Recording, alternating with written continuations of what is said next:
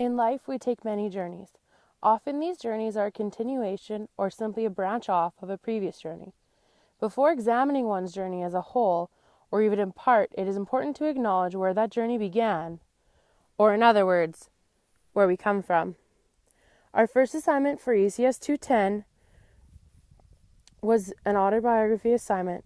For that assignment, I brought up the farm where I grew up on and explained that the farm was an extension of my classroom.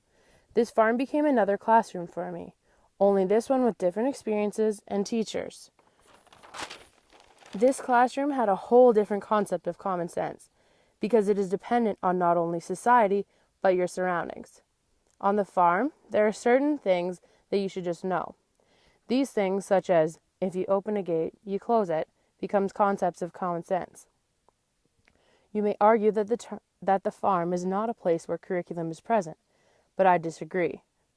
When I showed up at the shop, there was always a plan of certain things that needed to get done that day. Curriculum is simply outcomes and indicators that influence our learning.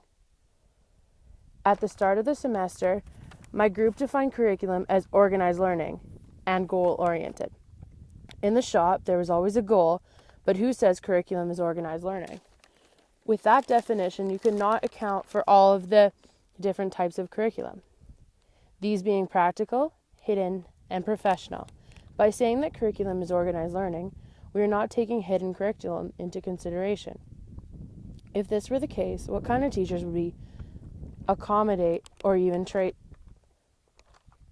What kind of teachers could we accommodate or even traits of the certain types of teachers? No teacher simply falls into the category of only one of these types, these being professional, researcher, and practitioner. Teachers may be a majority of one, but will not solely be in one category. I believe it was in the lecture led by Mike Capello that it was said that who we are aspiring to be is dependent on who we do not want to be. This could not be more true for me as an aspiring teacher. I've had some amazing teachers, but also some who were less than mediocre. I believe that I learned more as to the kind of teacher I want to be from the not-so-great teachers because I've seen what doesn't work from watching them. Also, in the same sense, you could think of Newton's law of motion. For every action, there is an equal reaction. If you put out a positive energy and get students excited, you're going to get that much back in return. I believe that it was in a Julie Mackinac lecture that it was brought up that you are responsible for the energy you bring to the room. I believe that this connects to my assignment 2, where I build a school with colored blocks. Red representing negative things, blue diversities, and green positivity or support. The energy and attitude that we present in our classroom, and also how we include things into the curriculum and our lessons, affects how these things are perceived and dealt with by our students. In my blog on March 12th, I include a quotation from page 158 of the New Teacher book that goes as follows. Classrooms can be places of hope, where students and teachers gain glimpses of the kind of society we would live in and where students learn an academic and critical skills needed to make it a reality. One thing that I have learned on my journey is that this is the kind of classroom environment that I want to create, although there are limits as to what can be done with a classroom.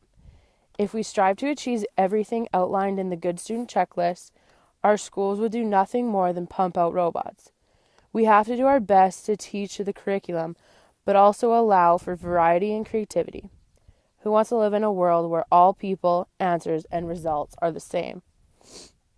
Going back to my mention of blogging, I'll be the first to admit that I was not happy about having to blog. Not only do I sometimes struggle with technology, but also it and change kind of scares me. I thought it would be easier to simply write it down or just not do it. I dreaded the thought of my first blog and could only think of it as added work on top of the already multi-part assignments. The idea of having a blog made me challenge my boundaries, and I realized it was something that I needed to do so I should make it a meaningful experience. Part of being a good teacher is being able to adapt to changes. This was just one more thing to tackle as a challenge. I've learned that my journey to becoming a teacher, I've learned that my journey to becoming a teacher that I want to is never ending. As with the curriculum, we are always changing and adapting. There is no end to one's journey, just as there is no end to this road. There will always be another curve or another turn that you're able to take.